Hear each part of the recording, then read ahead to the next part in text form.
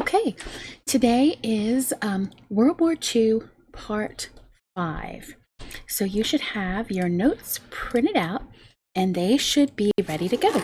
And I would also like you to have your textbook open to page 310. 310. All right, we start talking about D-Day.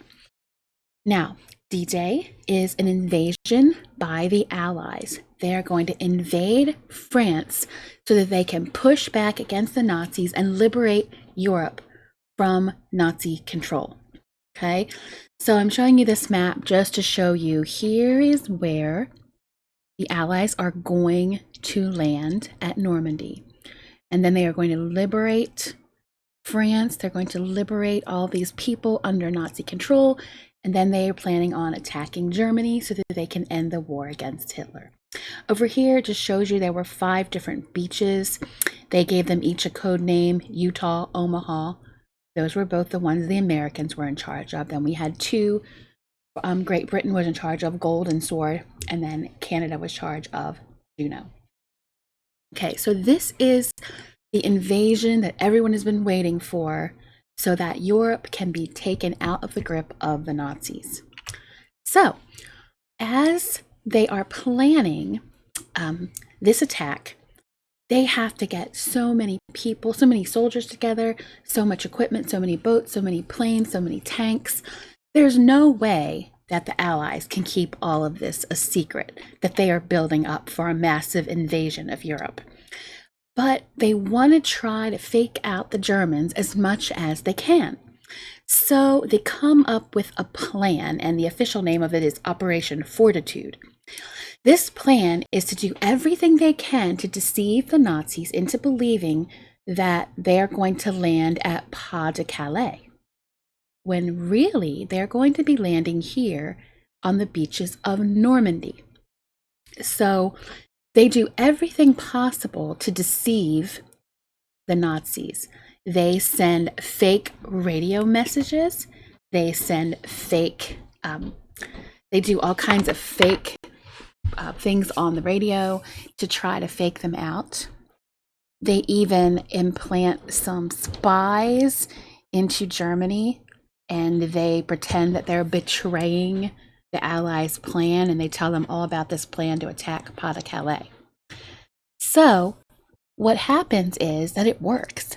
The Nazis are tricked, and they think that the attack is going to be at Pas de Calais, and they think it's going to be at a different time and on a different day because they've done everything they can to fake out the Nazis. And this is a pretty amazing plan that they did. And one of the things I think is just so cool is part of the operation was to make a fake decoy army. And you can see right here, this is one of my favorite pictures of this. So you see the soldiers are holding up this tank. It's because this is an inflatable. This is an inflatable tank, okay? They had all of these inflatable tanks and they would put them all over the place. Because remember, the Germans, they can only look from the air to see what's happening. So they made a fake army with inflatables. If you look over here at this plane, you see the top of the plane looks like a fighter plane, but underneath there's nothing there. But remember, the Germans can only see it from the air, so they're only looking at the top of it. So they make all of these fake airplanes so the Germans think there's a huge air force amassing.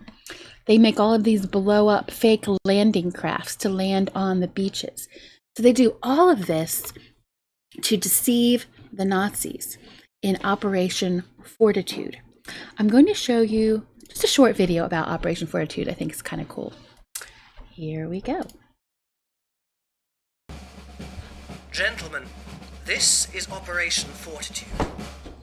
You are about to take part in one of the most crucial operations of this war.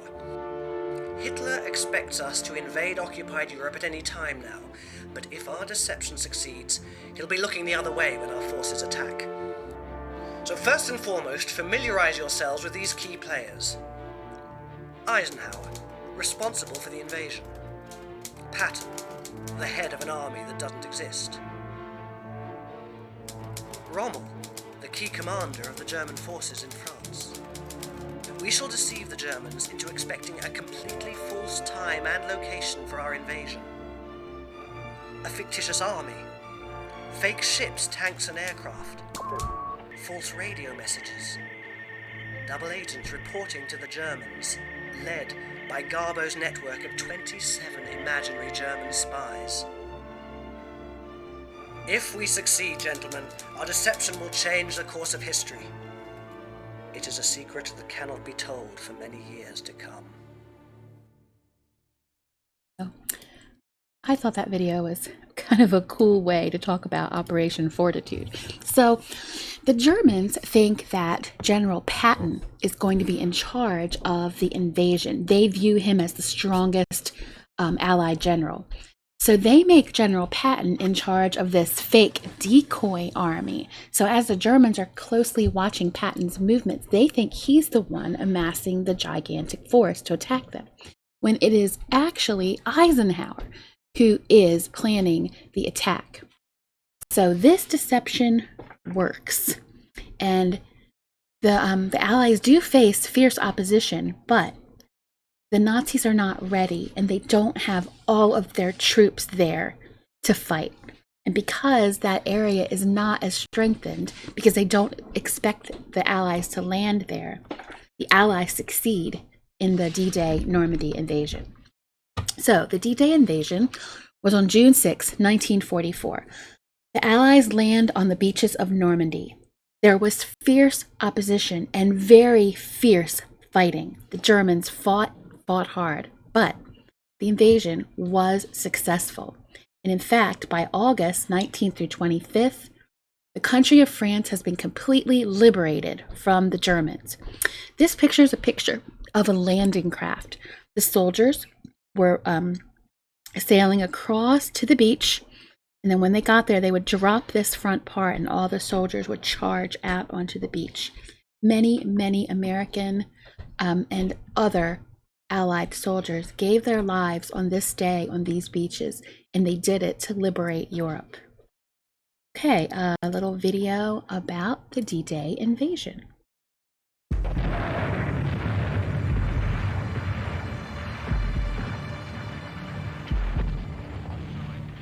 The following communique has just been issued by Supreme Headquarters, Allied Expeditionary Force. Under the command of General Eisenhower, Allied naval forces, supported by strong air forces, began landing Allied armies this morning on the northern coast of France.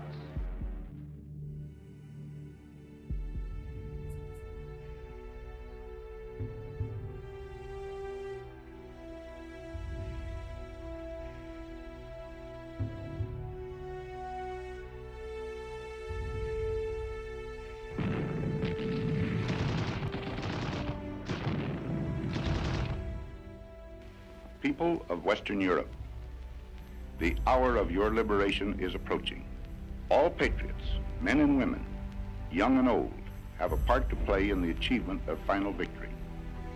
This landing is but the opening phase of the campaign in Western Europe. Great battles lie ahead. I call upon all who love freedom to stand with us now. Keep your faith staunch. Our arms are resolute. Together we shall achieve victory.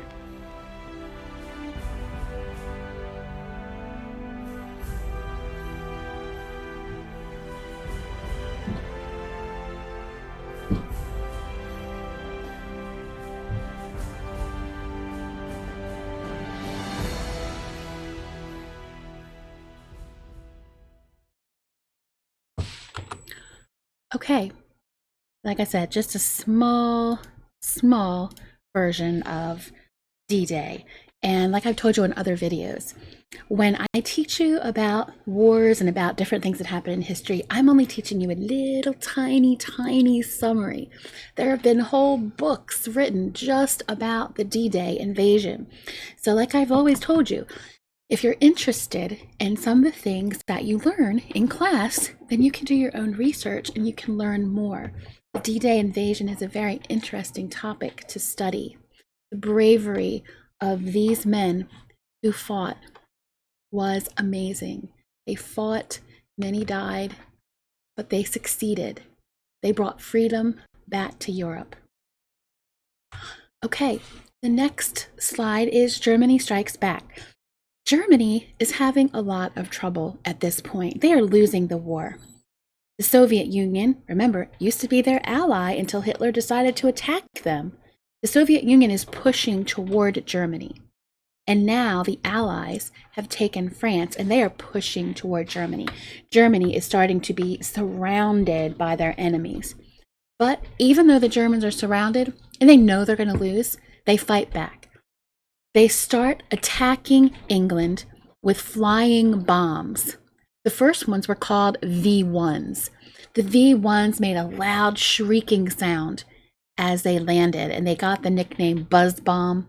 Sometimes they called them doodlebugs. This is a picture of one. This was actually at the Smithsonian in DC. You know how they hang things from the ceiling? This is actually one of the V1s. So these V1s are kind of like the first cruise missiles. They were shot off and they didn't need a pilot. They didn't need anything. They just headed right into England. They couldn't target a specific place. They just landed randomly. They were meant to terrify people, and terrify them they did. You would hear that sound coming and you would know that somewhere nearby a bomb was getting ready to land. Many of the bombs were shot down, but England took a lot of severe damage. Then Germany just started attacking with V2 bombs, and these were silent. You couldn't hear them coming, so they wreaked even more destruction. Fortunately, they were short-range missiles. They could only travel a certain distance. So by August of 1944, the Allies have captured the place where the Germans are launching these V1 and V2s. So the attacks stop. But for a few months, England was under serious attack by Germany as they try to strike back. But Germany is doomed. Their enemies are surrounding them on all sides. All of the countries that they have taken captive are being liberated by the Soviets and by the Allies. So we get to 1945. By 1945, Germany has been taken by the Allies, and the only city left standing in Nazi control is Berlin, the capital. The Soviets attack Berlin and they capture it. And this is a picture of the Soviets. This is the Reichstag, the German government building, and this is the Soviets hanging their flag there. They capture Berlin. And so then Germany has to surrender unconditionally, which means you do whatever we say and you surrender now. May 7th, 1945. A few days earlier, Hitler was hiding in a bunker in Berlin. He realizes that he's lost. He realizes there's nothing that he can do, and he does not want to be captured by the Allies. He does not want to face the consequences of his evil and horrible crimes. So he and his wife commit suicide on April 30th, 1945, a few days before the surrender. So that is the end of Hitler. Also, I don't have a picture of it, but Mussolini is also captured and he is executed as well. So those two evil dictators have fallen. All right, I'm going to, let me go to the next slide. Talking a little bit about the Holocaust. We have talked about this a lot in our Corrie ten Boom novel, about what the Germans did to the Jews and any other people they felt were undesirable, like people who were handicapped. They hated the gypsies. Anybody that they did not think was desirable for their master race, they wanted to get rid of. As the Allies move across Europe and liberate Europe, that is where all of these concentration camps were. And every time they took back more land, every time they took back more of a country, they would find more of these horrible places. Many, many concentration camps were discovered. And it was discovered that so many innocent people had been killed, brutally butchered and murdered. In these concentration camps, they were slave labor camps, as we are learning in our Corrie ten Boom novel. The people were forced to do hard labor for 12 hours a day. They fed them hardly anything. And they literally worked people to death. They literally starved to death and they were worked to death. Many people were killed in gas chambers. They would put a bunch of people into an enclosed room and drop poison gas pellets into the room, and they would gas people and kill them. They did this over and over again. There's an estimate of about 17 million innocent people died in the Holocaust. Now, it's hard to find videos of the Holocaust that are not really, really gruesome. So this is a movie that is a little movie about the Holocaust that is, it's more something that kids could watch. If you ever do any research on the Holocaust, you will see horrifying images, and they are truly horrible. This is just a little summary, and some of what we're going to see we talked about already. So some of this is going to sound familiar. It's just a little summary of the Holocaust.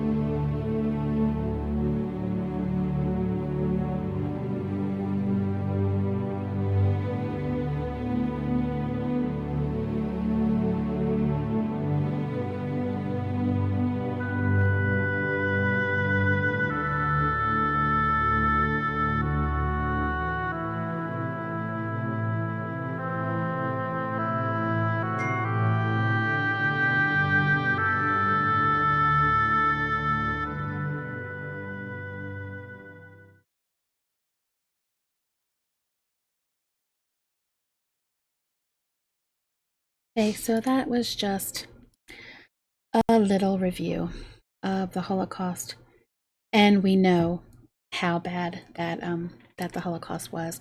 We've learned about it in Corrie ten Boom. It's kind of given us a picture of all of the horrors that happened.